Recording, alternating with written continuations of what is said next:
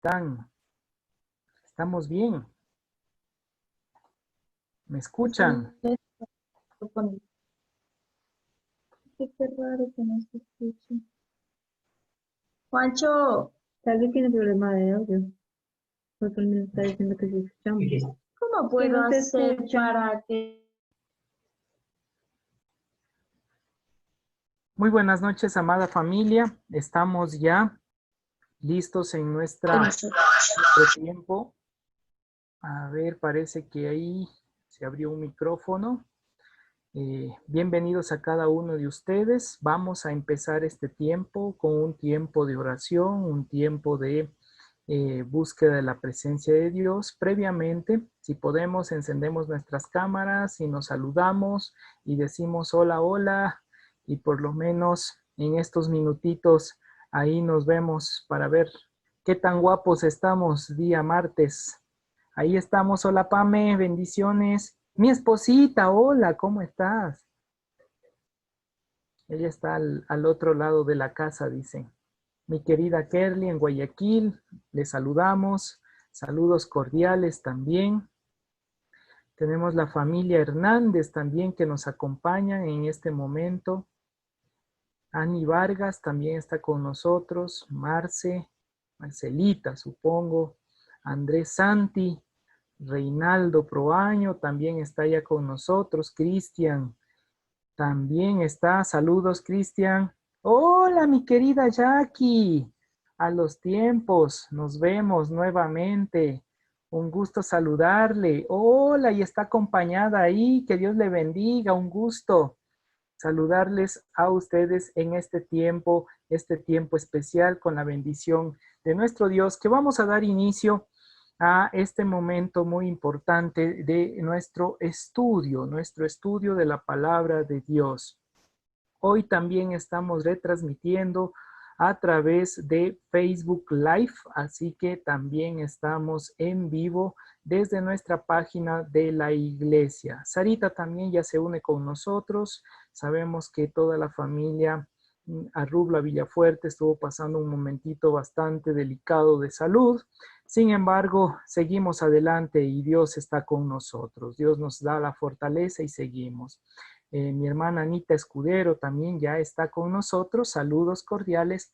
Y vamos a empezar con un tiempo de oración y vamos a pedirle a nuestra hermana Pame que nos dirija en oración para arrancar este tiempo especial. Mi querida Pame, si nos dirige en oración, por favor.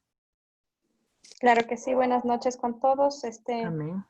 Bueno, queremos darle las gracias a Dios, Señor, por este día, por la oportunidad que nos da, Señor, de estar unidos, Señor, para aprender tu palabra. Queremos entregar, Señor, en tus manos, Señor, nuestras vidas, Señor, entregar la vida del pastor para que sea nuestra guía, Señor. Danos entendimiento, sabiduría, Señor, para poder nosotros comprender lo que tú quieres hablarnos, Señor.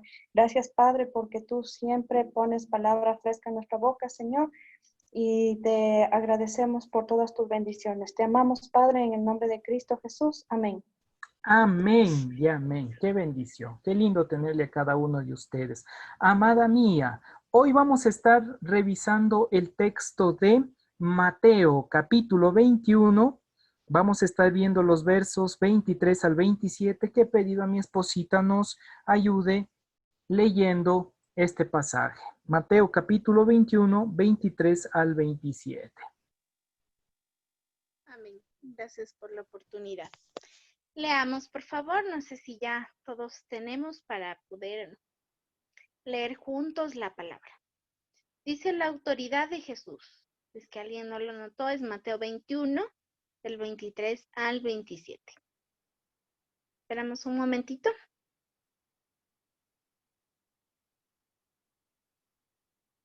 Amén.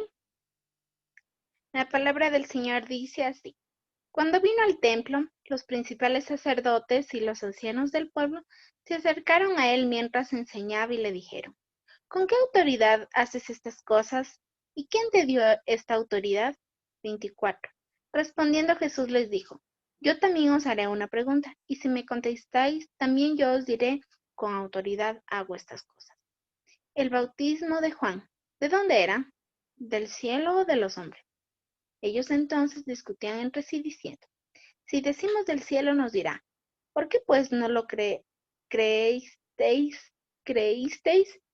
Y si decimos de los hombres, tememos al pueblo, porque todos tienen a Juan por profeta. Y respondiendo a Jesús dijeron, no sabemos. Y él también les dijo, tampoco yo os diré con qué autoridad hago estas cosas. Muy bien, excelente, muchas gracias.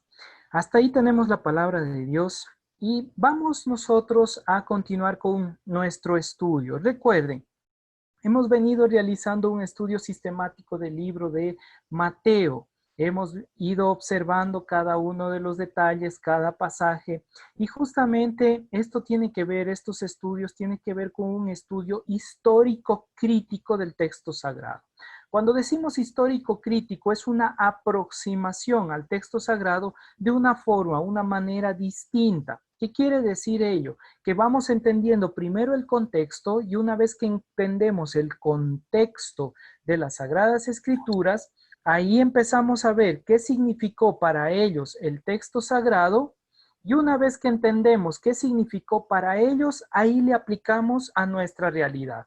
Ese es lo que tiene que ver la metodología de el estudio histórico crítico y eso es lo que estamos nosotros desarrollando en nuestro estudio que estamos realizando de Mateo. Sin embargo, recuerden que antes de la pandemia, es decir, hace 5 meses y puchis atrás, lo hacíamos los días martes, nos reuníamos en casa de la hermana Yolita a partir de las 8 de la noche, nos reuníamos constantemente para realizar este estudio. Sin embargo, las circunstancias nos han obligado a mantenernos durante ya más de 5 meses, como pasa el tiempo, en este proceso de pandemia que hemos estado viviendo, lo hemos hecho de esta forma y hemos dado la apertura también para que muchos de ustedes puedan ser parte de este lindo proceso de estudio y aprendizaje.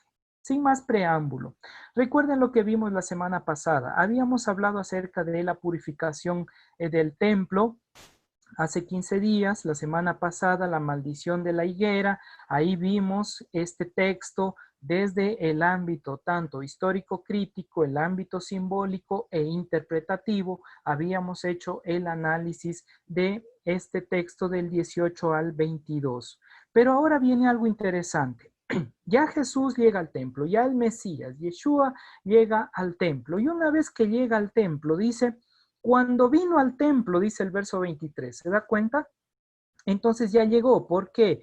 Recuerden que él había ido, después de la purificación, se había ido a Betania. Después de venir de Betania, que tiene que ver justamente con la casa de frutos, y retorna, se encuentra con una higuera, la higuera no tiene fruto, le maldice a la higuera. Esto dice que sucedió muy temprano en la mañana mientras se dirigía a Jerusalén, al templo. Una vez que llega ya al templo, es donde se va a dar el desenlace de esta historia.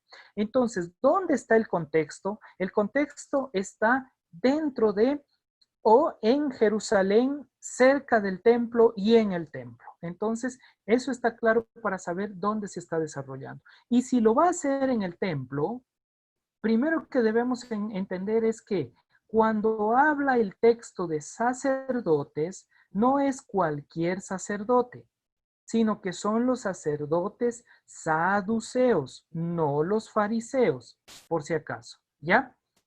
Captamos esta idea. Entonces dice, cuando vino al templo, los principales sacerdotes, es decir, aquellos dirigentes saduceos, ¿sí? Ya hemos explicado un poquito de la línea de los saduceos, cuál era la creencia que tenían los saduceos, era no la resurrección de los muertos, es decir, ellos no creían en la resurrección de entre los muertos, grupo saduceo. ¿Qué más no creían? No creían que la palabra de Dios debía ser interpretado los profetas, los libros históricos, sino únicamente palabra de Dios, eran los 5 primeros libros. Era el orden, por así decirlo, de autoridad establecidos o que ellos tenían como autoridad para doctrina y creencia, ¿sí? Una vez que usted logra ya entender este proceso, se da cuenta que lo que ellos van a expresar y lo que ellos van a decir tienen su contexto doctrinal. ¿Qué más tenían ellos? Ellos decían, primero el sacrificio, después te arrepientes, si es que deseas arrepentirte. ¿Sí? Muy diferente a los fariseos, que los fariseos era primero el arrepentimiento y una vez arrepentido, ahí sí puedes dirigirte a presentar el sacrificio. Por eso tenían choques entre saduceos y los fariseos. Muy bien, con esto en mente, dice, los principales sacerdotes y los ancianos del pueblo se acercaron a él mientras enseñaba. ¿Qué estaba haciendo el Mesías? ¿Qué estaba haciendo Yeshua? Estaba enseñando, ¿sí? Pilas a esto. ¿Qué estaría enseñando en ese momento? No dice el texto, no nos explica. Simplemente nos dice que él estaba enseñando. Probablemente estaba enseñando cosas futuras, probablemente estaba dando parábolas, no sabemos. Lo que sí sabemos que después de este texto inicia un sinnúmero de parábolas. Entonces, es posible que lo que enseñaba ahí en el templo eran estas parábolas que Mateo va a establecer luego. Es probable, pero no podemos asegurar porque el texto no nos dice. Por lo menos nos hubiese dicho, estaba enseñando sobre las cosas futuras, ya tenemos una idea. Estaba enseñando las parábolas del reino, ya tenemos una idea. Estaba enseñando sobre la sanidad, ya, pero no lo dice. Y al no decir el texto, nosotros no podemos saber con exactitud cuál era esta enseñanza. Lo que sí podemos entender es que él estaba enseñando. ¿Y quién se le acerca? Los saduceos. Aquí los fariseos no aparecen. Los saduceos y los ancianos, es decir, aquellos líderes políticos del pueblo de Israel, ¿sí? Para tener una idea más clara. Entonces, están los políticos y están los saduceos, están los que gobernaban Israel, por así decirlo, los ancianos, los sabios, y estaban los saduceos. Se acercan a él cuando él está enseñando y le hacen una pregunta. ¿Cuál es esa pregunta? Dice, ¿con qué autoridad haces estas cosas? ¿Y quién te dio esta autoridad?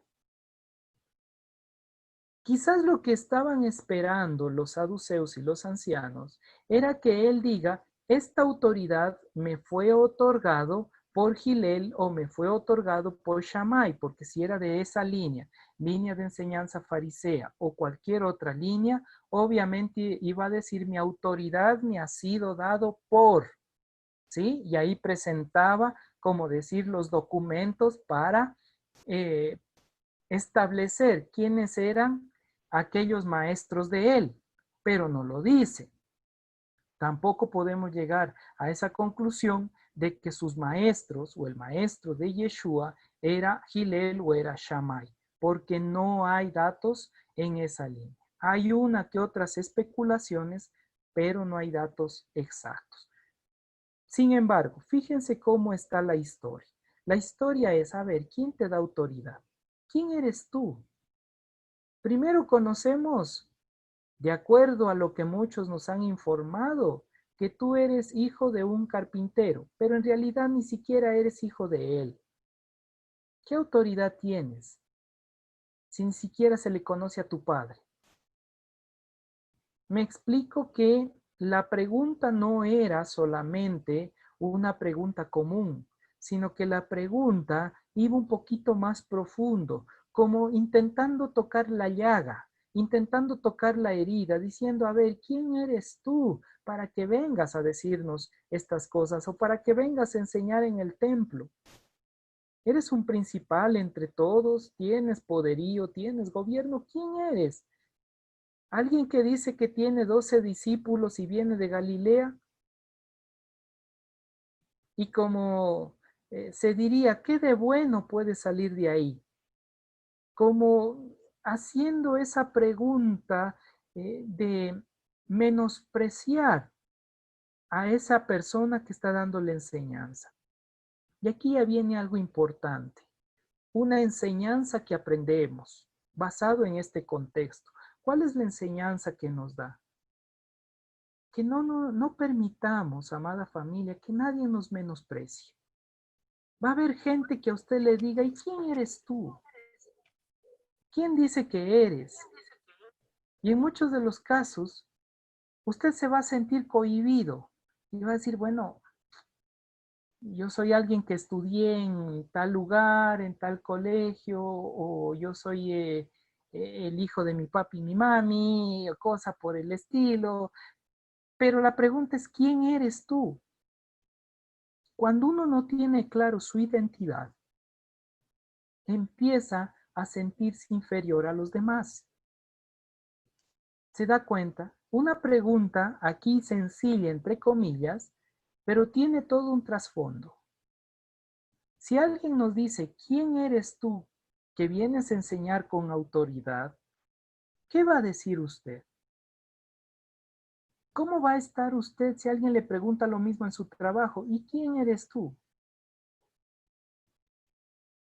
Bueno, un trabajador más, a menos que sea el dueño. Si es el dueño, entonces, bueno, yo soy el dueño y listo.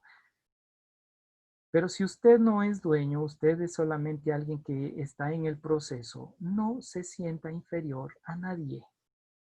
No permita que las cosas a su alrededor y las personas a su alrededor piensen que usted es inferior.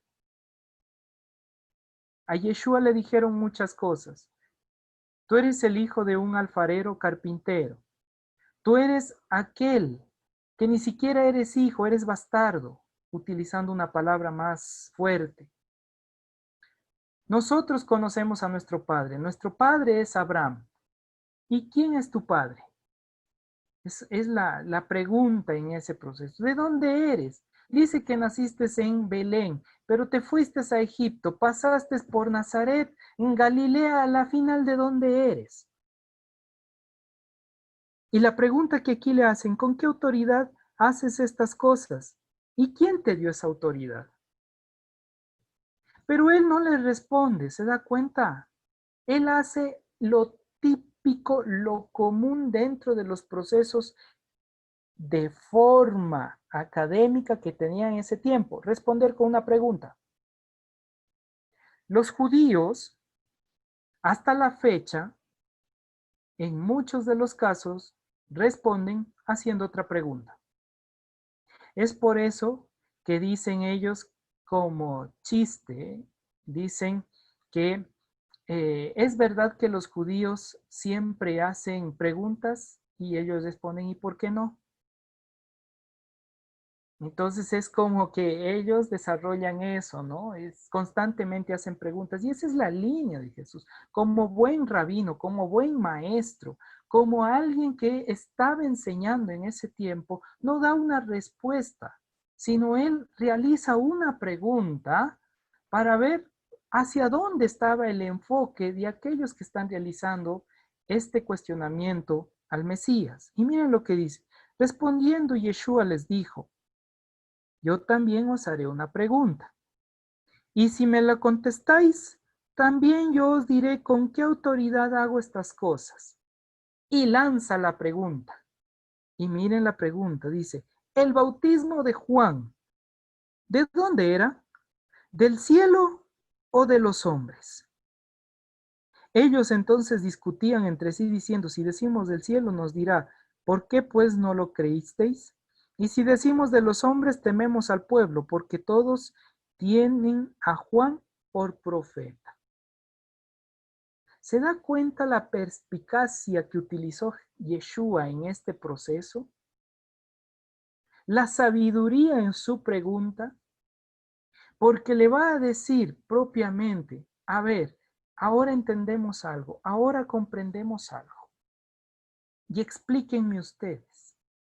El bautismo de Juan, iniciemos con ese proceso. ¿Por qué dice el bautismo de Juan?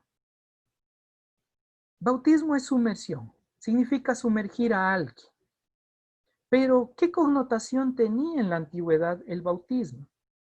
De hecho, baptizó, que es el término griego, a nosotros nos llega con esa idea de sumergirse en el agua y sale del agua y listo, ya está. Pero, ¿qué otro entendimiento tenían ellos? El bautismo también para ellos tenía una idea acerca de lo que es purificación. Entonces ellos entraban a las aguas para purificarse. Y ahí ya hace esa pregunta más puntual. ¿La purificación de Juan era de los cielos o era de los hombres? Ahí ya tiene otra directriz, ¿se da cuenta? Es decir, el bautismo con el que usted está bautizado era para purificar su vida o era solamente algo hecho por los hombres. ¿Qué pregunta más puntual e importante? ¿Se da cuenta? Como decir, si era un bautismo de purificación dado por Dios, ¿por qué no se purificaron ustedes también? Y si era un bautismo común y corriente, entonces él no era considerado profeta. El problema que yacía en responder esta pregunta. Y aquí me encanta aprender en el texto sagrado y especialmente en el actuar de Yeshua, porque eso me enseña. Cuando alguien me hace una pregunta, intento inmediatamente decir, ¿qué es lo que quiere esta persona con esta pregunta? Entonces, ¿qué me toca? Preguntarle para entender hacia dónde va su pregunta. Entonces, cuando me responde, ya tengo una idea clara de cuál es el camino. Recordemos que todo el libro de Mateo se fundamenta en algo, la intención del corazón y la ética del Mesías. Esa intención del corazón tiene que ver muchísimo con qué es lo que a mí me impulsa para hacer algo. Es como decir, ¿qué nos impulsa a nosotros a realizar algo en este mundo? ¿Qué nos impulsa a nosotros a hacer algo en esta vida? Y es una buena pregunta que cada uno de nosotros podríamos desarrollarlo. ¿Qué me impulsa a mí para hacer algo en este mundo? ¿Te impulsa a tener dinero? ¿Te impulsa a comprar cosas? ¿Lo que estás realizando te impulsa o es impulsado porque quieres salir de una necesidad? Pero se da cuenta que en la mayor parte lo que nos impulsa no es disfrutar la salvación.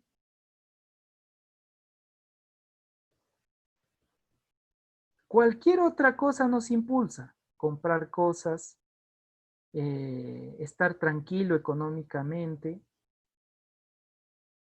Pero si nos impulsaría ese ámbito de disfrutar la salvación, estaríamos menos estresados. Tendríamos menos problemas existenciales. Porque si salgo y vendo, alabado sea el Señor. Y si no vendo, alabado sea el Señor. Entonces eso me quita ese estrés.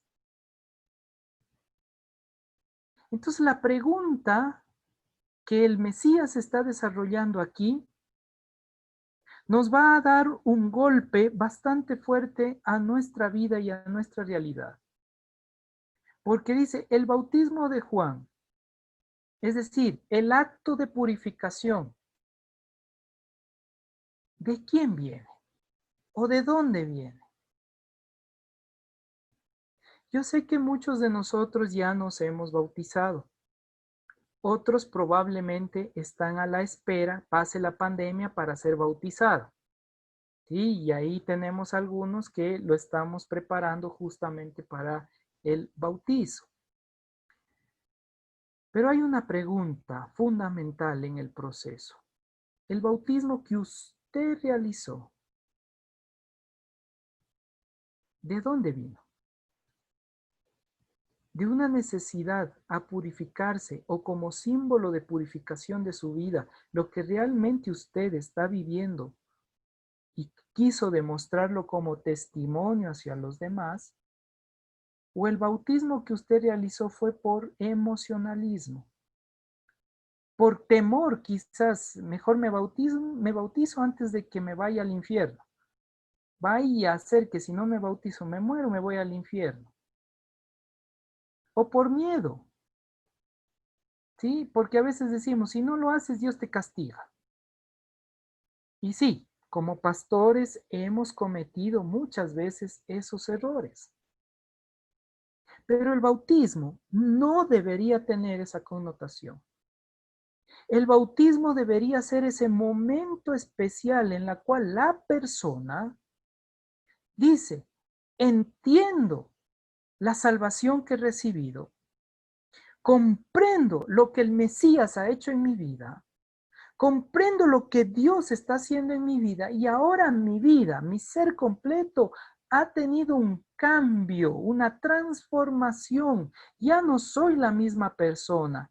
Y esto, como ya no soy la misma persona, quiero representarlo, quiero mostrarlo como testimonio público de mi purificación, es decir, de mi cambio de vida, de mi cambio de mi ser delante de los demás. Solo ahí usted entenderá que ese bautizo que usted realiza o realizó, ese bautismo es un bautismo dirigido por Dios en todos los procesos. Pero usted me dirá ahora, a ver, Isaías, ya que topaste el tema, ¿y si me bauticé sin entender nada de estos procesos? ¿Qué hago ahora? No se preocupe. Tampoco es que ahora que usted va entendiendo estos detalles, uy, tiene que bautizarse de nuevo y voy a salpicarle con agüita. No entiende esa línea. El hecho es que usted ya comprende, ahora entiende el proceso, pero ahora viva cada día como ese testimonio de purificación en su alma. Ese cambio verdadero y sincero de transformación de su vida. ¿Por qué? Es verdad, usted lo hizo, quizás se dejó llevar por las emociones en ese momento, o porque le obligaron, o que el papá le dijo, si no te bautizas vas a ver. O también fueron manipulados, como hay algunos casos que he escuchado que dicen, verás, si te bautizas yo te compro ese, ¿cómo es ahora? Xbox, creo que le llaman. En mi tiempo era el Super Nintendo. Esos con casetito que se soplaba cuando se dañaba y volvíamos a jugar. Entonces uno se emocionaba y escuchaba eso y yo así me bautizo.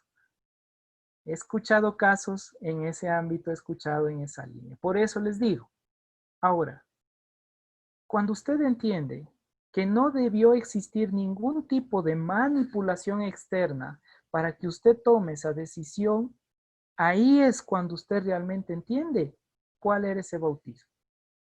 Pero aún Juan, fíjese esto en su contexto. Y vamos a ver, volvamos un poquito en el libro de Mateo.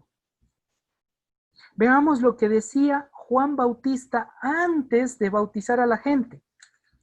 Solo para que observen esta línea. Mateo capítulo 3. Dice desde el verso 1, voy a leerles un poquito rápido para ir entendiendo. En aquellos días vino Juan el Bautista predicando en el desierto de Judea y diciendo, ¿cuál era la línea previa al bautismo? Arrepentíos. ¿Qué es lo primerito que era la línea? Arrepentimiento. Entonces, sí, los principales sacerdotes y los ancianos decían que no viene de Dios. ¿Cómo es que no viene de Dios el bautismo? Y primero explicaba el arrepentimiento para salvación. Pero se da cuenta que si era de la línea saducea, el saduceo que decía, primero la ofrenda, después el arrepentimiento. Pero miren Juan que está explicando. Ojo, Juan es de línea esenia, ¿sí? Tiene influencia de los esenios. Y los esenios, ellos eran aparte con el templo. ¿sí? Un punto aparte. No eran tampoco fariseos. Es línea senia, es otro que ya hemos explicado en varias clases. Entonces, miren lo que dice. Arrepentíos, porque el reino de los cielos se ha acercado. Entonces, ¿cuál era la línea para disfrutar el reino? El arrepentimiento. No era el sacrificio, ¿se da cuenta? Entonces, si los saduceos o los principales sacerdotes decían que el bautismo de Juan era del cielo, entonces ellos estaban reconociendo que primero era el arrepentimiento para que lleguen al reino y después el sacrificio. Toda la casita se les iba al piso. ¿Se dan cuenta en el contexto? O sea, tenían detalles ahí muy puntuales.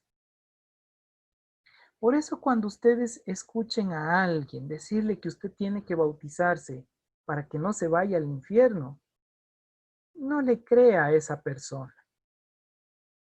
Porque se bautice o no se bautice, si usted vive en contra de Dios, será apartado de Él eternamente.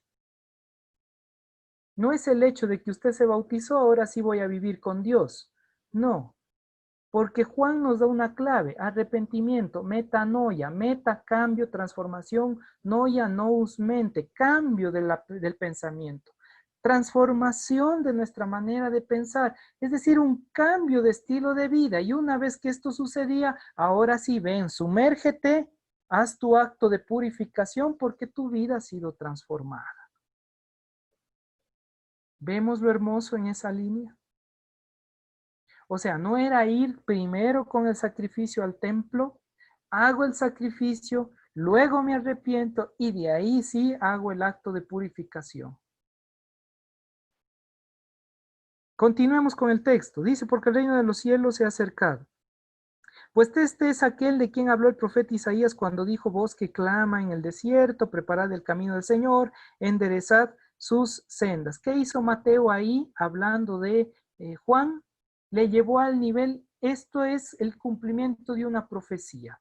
Nuevamente entrarían en crisis los principales sacerdotes si ellos decían: no, él no vino, su bautizo no era un bautismo del cielo.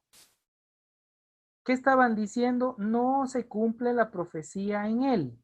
Y la gente había visto las profecías cumplidas en Juan, al punto que pensaban que Juan era el Mesías.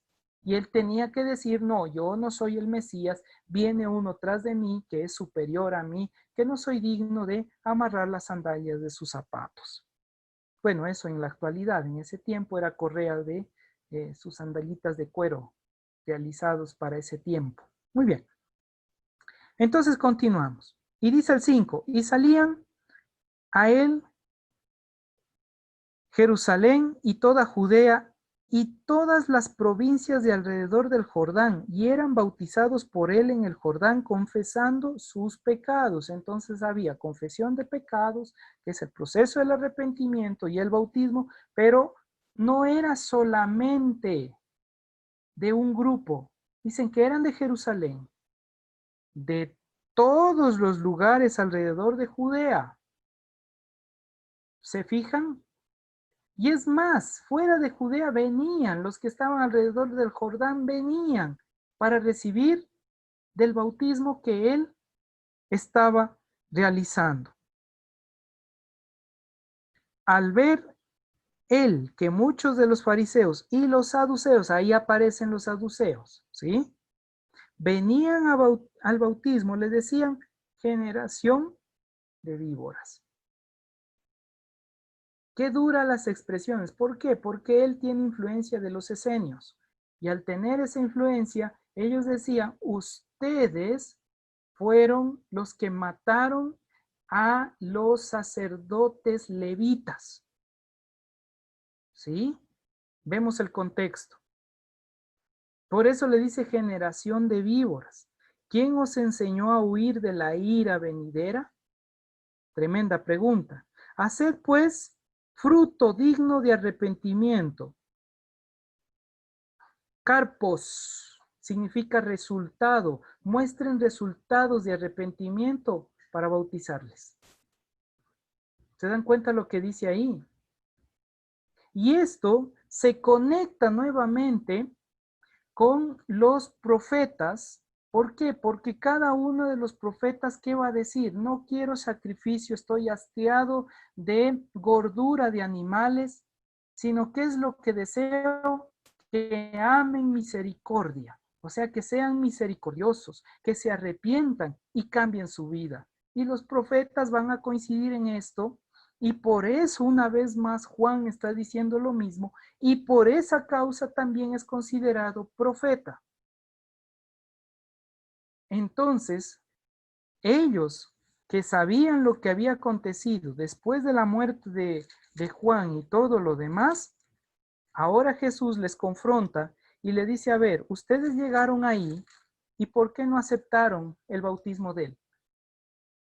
Porque si aceptaban el bautismo de él, inmediatamente tenían que aceptar todos los procesos, es decir, apartarse del templo, dejar su estilo de vida, permitir que nuevamente vuelvan los sacerdotes propios de Israel, que eran los levitas, cambiar su estilo de vida, cambiar su comportamiento, dejar de ser aquellos líderes políticos, etcétera, etcétera, etcétera. O sea, era bien fuerte el contexto que ellos tenían que pasar. Ahora bien, volvamos al pasaje. Y aquí nos dice, ellos entonces discutían entre sí diciendo, si decimos del cielo nos dirá, ¿por qué pues no lo creísteis? O sea, ellos también sabían claramente lo que habían hecho. ¿Se dan cuenta?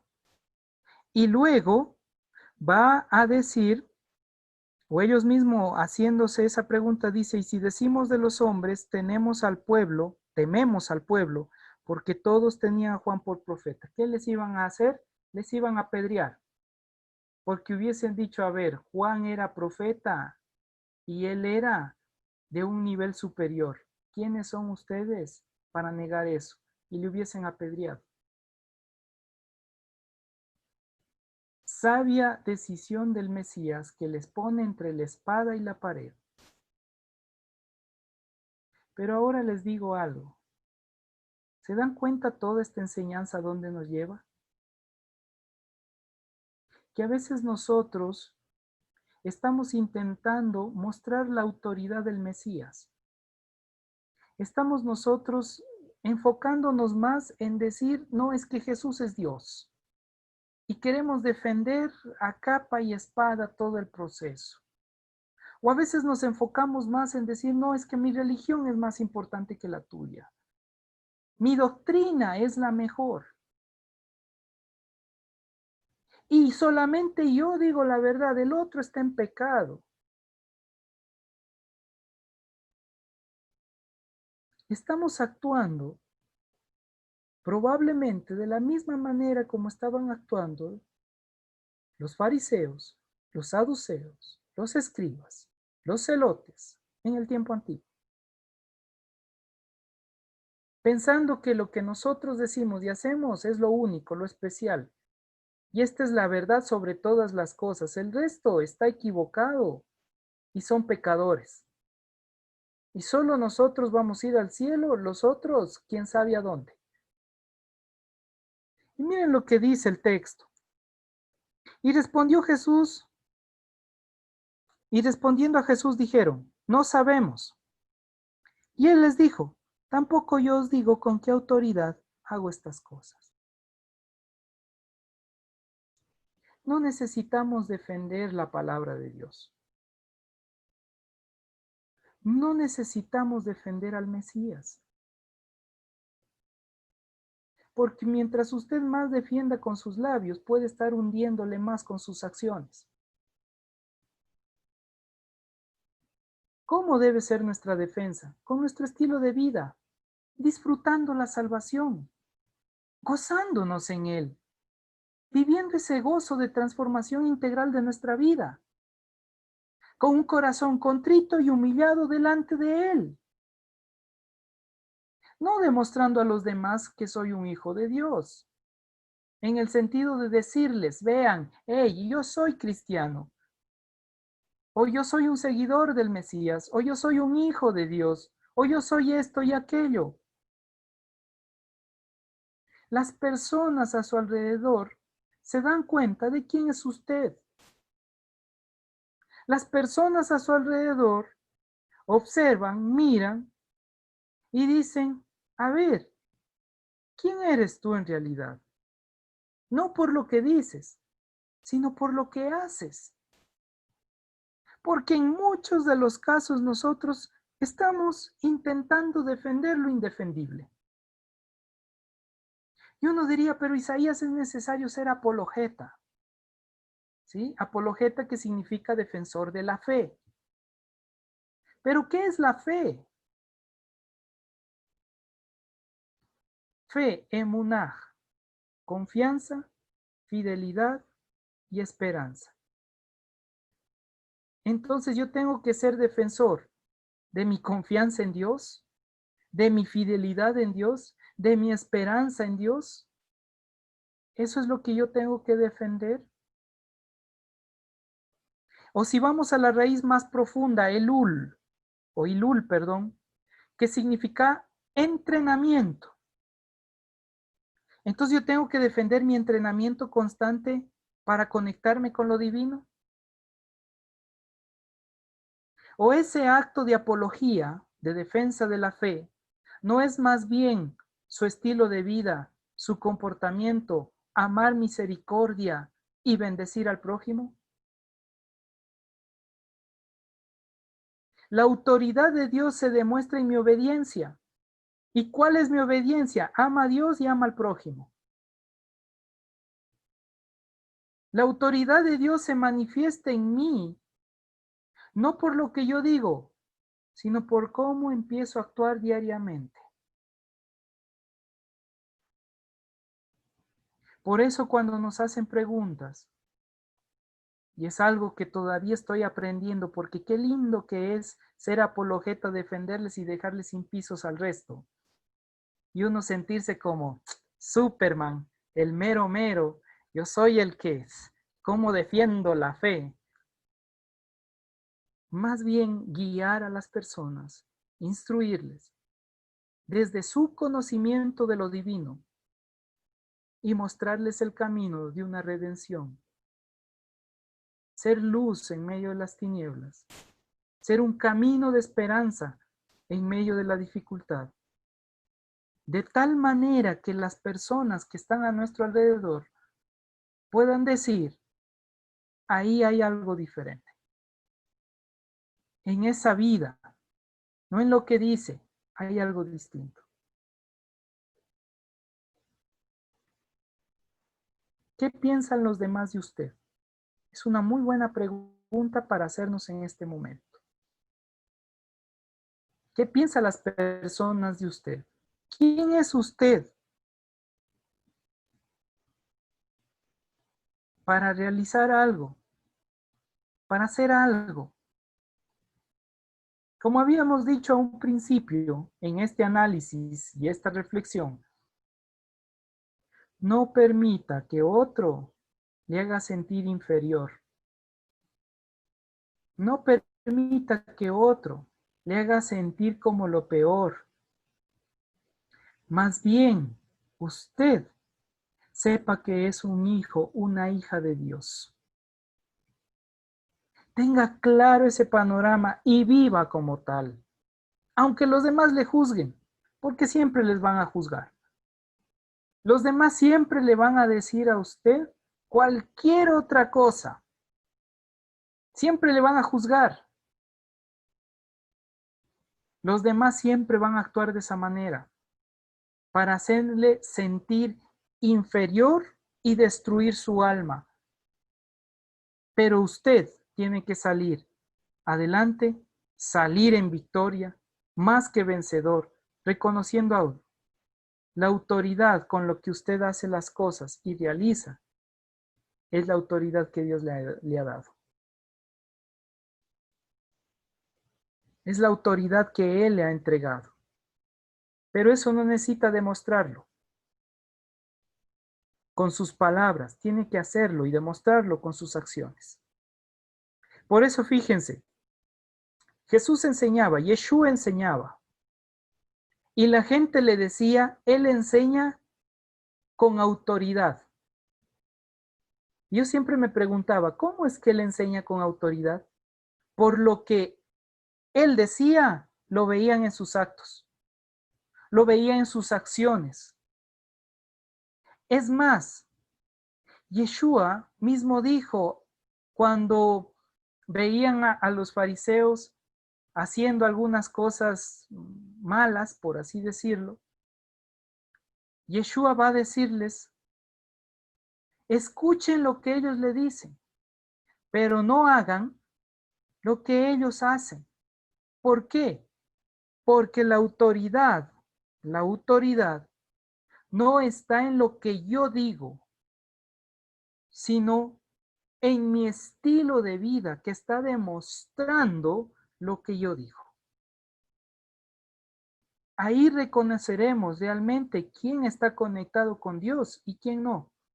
Ahí usted va a reconocer si realmente el lugar donde usted va, las personas con las que usted habla, realmente son personas hijos de Dios, seguidores del Mesías, que obedecen la palabra. Esto es por si acaso después, cuando ya se abre la oportunidad de retornar a las iglesias, o bueno, al lugar donde se reúne la iglesia, entonces usted pueda tomar esa decisión y decir, bueno, salí de la pandemia, mi iglesia se cerró o algo sucedió, o realmente no me quedé muy alegre o contento durante este periodo de confinamiento con mi iglesia, prefiero buscar otro lugar. Ese lugar que usted vaya a buscar, recuerde esto, tiene que ser un lugar donde se vea, no solo en las palabras que dicen los líderes, sino en el estilo de vida, en el comportamiento, en el acto social, en la forma de intentar ayudar al otro, en la forma de intentar servir al prójimo. Y no solamente sacar lucro o ganancia del prójimo y decirle, tengo la oportunidad de explotarle, voy a explotarle. Por eso Yeshua dice ampliamente, yo no les digo con qué autoridad hago estas cosas. Si ustedes no pueden decirme esto, porque en realidad, si ustedes me dicen, saben que tienen que hacer un cambio en sus vidas, yo tampoco les voy a decir con qué autoridad hago estas cosas. Pero cuando usted, amado, amiga, que nos ven, nos escuchan, cuando usted, su estilo de vida es conforme a el contexto bíblico, no solo a la interpretación que se realiza, sino al contexto pleno de lo que enseñan las Sagradas Escrituras, usted va a tener autoridad cuando hable. Usted va a tener autoridad cuando dice algo y aún cuando evangeliza. ¿Por qué? Porque no es algo que usted simplemente se está inventando. No es algo que simplemente usted se le ocurrió. Es algo que realmente usted lo está viviendo y lo está disfrutando la salvación. Puntos claves que hemos aprendido en esta enseñanza. Ese primer punto de entender y saber con qué tipo de bautismo hemos sido bautizados, que es muy clave en nuestra vida. Y si no entendimos en el pasado, no hay problema. Ahora que ya entendemos la línea, disfrute y viva de ese arrepentimiento y transformación que hemos tenido gracias a la bondad inmerecida de Dios.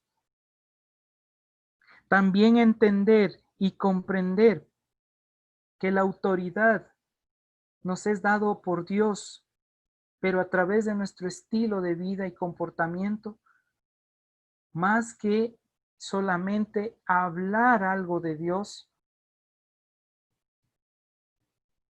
y también entender que necesitamos cambiar la intención de nuestro corazón. Con Dios y al prójimo. En esas dos líneas. Amor a Dios y amor al prójimo. Lo demás vendrá por añadidura.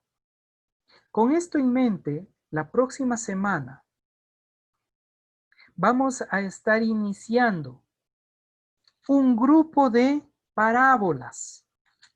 Y estas parábolas nos van a ir mostrando detalles muy profundos, muy especiales, que Dios quiere mostrar a sus discípulos. ¿Cuáles son estas enseñanzas que vamos a encontrar en esas parábolas? Próxima semana vamos a entender previamente qué es una parábola, cómo está estructurada una parábola y cómo podemos interpretar una parábola. De tal manera que usted, cuando lea una parábola, sepa qué lineamiento debe tomar para sacar la esencia de esa parábola y así aplicarlo en su vida y tener un impacto de transformación y cambio al leer las parábolas que están presentes en el texto sagrado. Así que la próxima semana vamos a tener ese previo, esos primeros minutitos en cuanto a el entendimiento de la parábola y la interpretación de una parábola, y de ahí entramos en materia descifrando la parábola de los dos hijos.